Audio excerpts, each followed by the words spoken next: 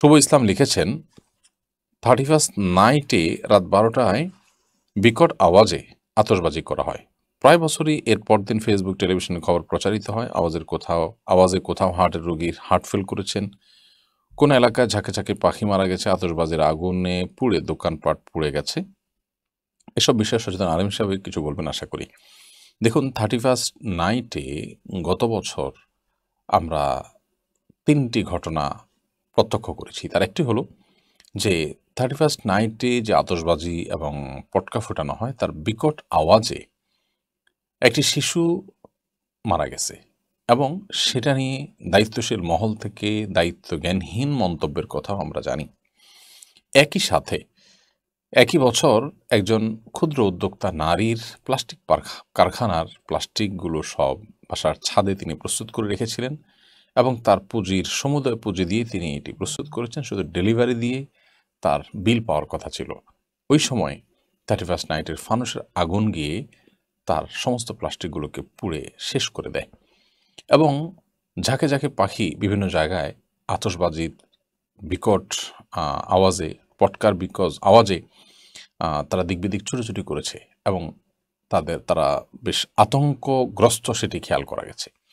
তো আমাদের পরিবেশ, আমাদের জীববৈচিত্র্য, এসব কিছুর জন্য হুমকি এই 31st নাইট। বিশেষ করে ঢাকা শহর এবং ঢাকার মতো আরও আমাদের জেলা শহর, বিভাগীয় শহরগুলোতে বৈদ্যুতিক তারে ছেয়ে আছে গোটা শহর।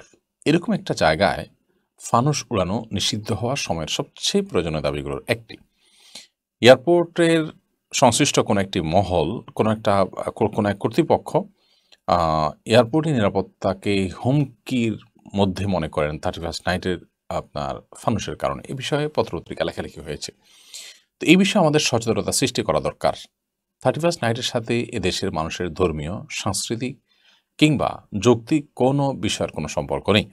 এদেশে যে কোনো ধর্মের মানুষ বসবাস করে না কেন, তাদের কারোরই ধর্মে এই 31st নাইট উদযাপনের কোনো বিষয় নেই। আবার এদেশে মানুষের যে সংস্কৃতি আছে তার সাথেও এটি যায় না। এবং যদি আমরা যুক্তির নিরিখে দেখি, তাহলে সেক্ষেত্রে একটা বছর চলে যাওয়ার পর নতুন একটা বছর যখন শুরু হয়, তখন নতুন একটি বছরের শুরুতে একজন ইমানদার হিসাবে বা একজন বিবেকবান মানুষ হিসাবে আমরা আমাদের পুরাতন বছরের হিসাব মেলাবার কথা। এবং এটি একজন মানুষের কপালে ভাঁজ পড়ার মতো বিষয় যে আমার অ্যাচিভমেন্ট আদৌ হয়েছে কিনা। উৎসব উল্লাসে মেতে ওঠার কথা নয়। যদি উৎসব উল্লাসে মেতে উঠে কেউ বছরের শুরুতে, তাহলে প্রশ্ন হলো, যার আগমন আনন্দের কারণ হয়, তার বিদায় কি বেদনার কারণ নয়? রোমান পেগানরা, প্রকৃতি পূজারীরা, তারা সময়ের পূজা করত। বছরের প্রথম মুহূর্তকে হৈ হুল্লোড় আনন্দ উৎসব করে কাটাতো, যেন সারা বছর ভালো থাকা যায়। আমরা বিজ্ঞান মনস্ক দাবিদার মানুষদেরকে যখন সেই কুসংস্কারাচ্ছন্ন এবং হাস্যকর কাজটি করতে দেখি, তখন সত্যি আমাদের অবাক লাগে। অতএব আসুন, আমাদের সমাজ বিধ্বংসী এবং সমাজের জন্য নানা দিক থেকে হুমকি হয় এরকম একটি কালচার এবং অপসংস্কৃতি বন্ধে আমরা উদ্যোগ নেই। বাণিজ্যিক সাম্রাজ্যবাদীরা তাদের সুবিধার জন্য এটাকে আমাদের সমাজে আমদানি করেছে এবং তারা এটাকে নানাভাবে প্রচারণা চালাচ্ছে। আমরা প্রত্যেকে যার যার জায়গা থেকে দায়িত্বশীল ভূমিকা রাখি। আমাদের যুবকদের মধ্যে, আমাদের সমাজের বিভিন্ন মানুষের মধ্যে মোরালিটির অভাব, সবাই ভোগবাদী হয়ে উঠছে, সবাই স্বার্থপর হয়ে উঠছে। এই সমস্ত দিবসগুলো আমাদেরকে ভোগের কথা বলে, আমাদেরকে উন্মাদনার কথা বলে। এগুলোতে ত্যাগের কোনো মহিমা নেই। ধর্মীয় যে দিবসগুলো আছে, উৎসবগুলো আছে, সেগুলোতে ভোগের পাশাপাশি ত্যাগেরও মহিমা আছে। বিধায় সেগুলোকে আমরা আমাদের সংস্কৃতি হিসাবে গ্রহণ করি, আর এই বিজাতীয়, ভিন্ন ধর্মীয় এবং ভিনদেশী এবং অযৌক্তিক কালচার, সংস্কৃতিকে আমরা অন্তত আমদানি না করি। আল্লাহ আমাদেরকে তৌফিক দান করুন।